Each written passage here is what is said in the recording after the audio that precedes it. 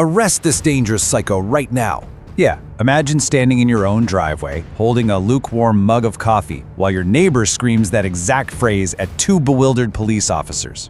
Sounds completely hysterical, right? Well, what happens when everyday suburban paranoia collides head-on with literal national security? Welcome to today's Explainer, where we are gonna unpack a truly wild sequence of events. Okay, let's dive right into this anatomy of a colossal mistake. We're looking at an unbelievable true story of an overzealous homeowners association president deciding to go toe-to-toe with the Department of Defense.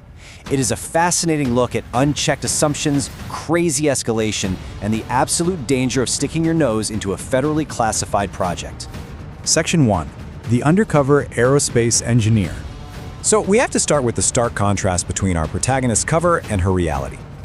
Picture a 28-year-old woman walking around in dirty sneakers, oversized faded hoodies, and oil-stained jeans. If you saw her, you'd probably think she was a struggling art student or maybe a college dropout, right? But actually, this is Dr. Jessica Thorne, a highly skilled aerospace research engineer and private contractor for the Department of Defense. She intentionally dressed down to stay completely invisible. It just goes to show you that sometimes the absolute best way to hide a massive secret is literally right in plain sight. Now you might be wondering, why was she in this seemingly random neighborhood in the first place? Well, Dr. Thorne and her team leased a modest, single-story house in a quiet Virginia suburb for a very specific reason. It was exactly 20 minutes away from a regional military testing facility. They desperately needed a quiet, completely off-base location to conduct some localized optical calibration tests on experimental hardware, strictly under the radar. And get this, she was running baseline diagnostics for a directed energy weapons system. To make a standard suburban garage functional for that kind of tech, she had to install heavy-duty blackout insulation across every single window.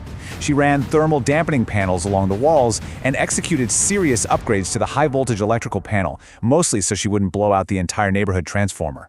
From the outside, it probably looked like the sealed-off lair of a comic book villain, quietly emitting this faint, high-frequency electric hum late at light. Which brings us to Section 2, the HOA Surveillance Unit. Enter Brenda. Brenda is a 52-year-old HOA president who doesn't just run the monthly board meetings.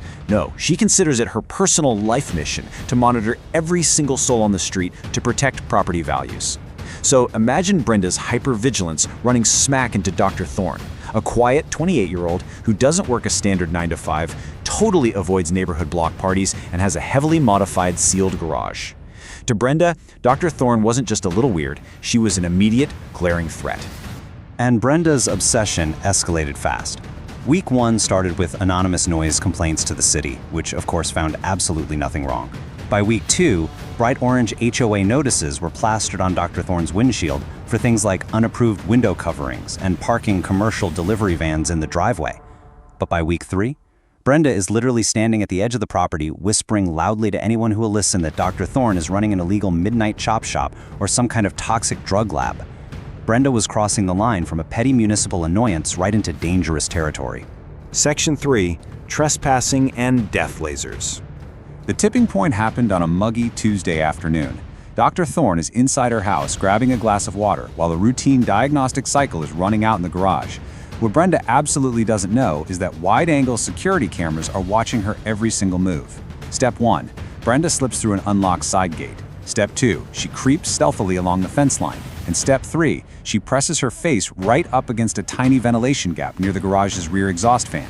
She is actively, physically invading a federally leased property.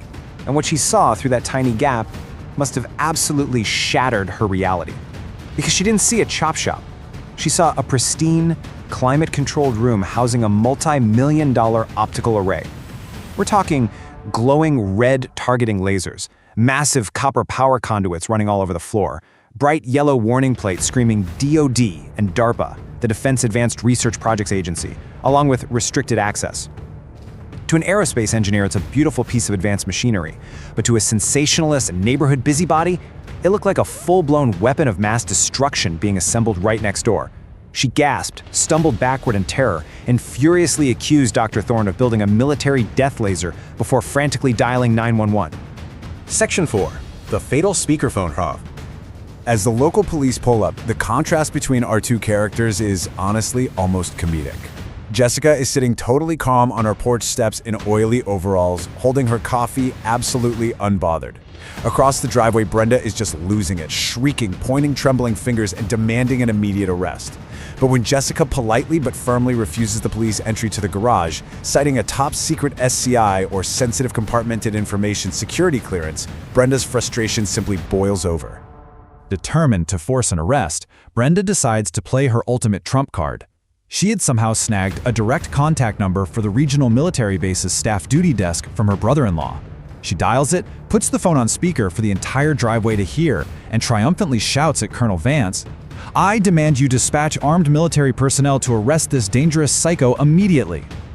Now here is where it all comes crashing down. For 5 agonizing seconds, there is absolute silence on the line. Then the colonel's voice comes back, cold, sharp, and terrifyingly precise. He informs Brenda that she is actively broadcasting specific operational parameters and locations of a special access program, a highly restricted defense project over an unencrypted civilian cellular line. He drops an absolute hammer, telling her to disconnect immediately, that federal marshals are en route, and if she attempts to leave, she'll be taken into custody and charged with high treason under the Espionage Act. Just wow. Section 5. Enter the federal agents. It took less than 3 minutes, just 3 minutes, for 2 unmarked black SUVs to come screeching around the corner at full speed, blocking off the entire driveway. 4 federal security agents in sharp, dark suits stepped out in perfect synchronization, flashed high-level Department of Defense credentials to the bewildered local police, and took total operational control of the scene in seconds. The devastation that rained down on Brenda in a single afternoon was absolute. Because of her reckless trespassing on a federal lease, broadcasting of classified military details, and filing of false emergency police reports, the immediate fallout was just massive. She was forced by the DoD to sign a thick stack of strict non-disclosure agreements, hit with huge federal fines, and reported to the county prosecutor. And the final blow? The HOA board held an emergency meeting and unanimously stripped her of her presidency to distance themselves from her legal nightmare. Her reign of suburban terror was completely dismantled. Section 6. The quiet suburbia restored. For the remaining month of the lease, the neighborhood dynamics completely shifted. The residents who once listened to Brenda's ridiculous rumors now treated Dr. Thorne with a quiet, distant respect. Brenda herself was absolutely terrified, keeping her head bowed and her eyes glued to the pavement whenever she went outside. The unmarked delivery vans came and went, completely ignored, until Dr. Thorne successfully finished her testing, packed up the military transport trucks, and quietly handed the keys back. I want to conclude with this highly satisfying final thought from Dr. Thorne. She didn't have to yell, she didn't panic, she simply said, "I just let the truth unfold and watched a suburban tyrant destroy herself with her own arrogance." This entire explainer leaves us with a truly provocative question to consider. How far will people go before their own unchecked assumptions become their ultimate downfall? Thank you so much for joining me today, and keep your curiosity sharp.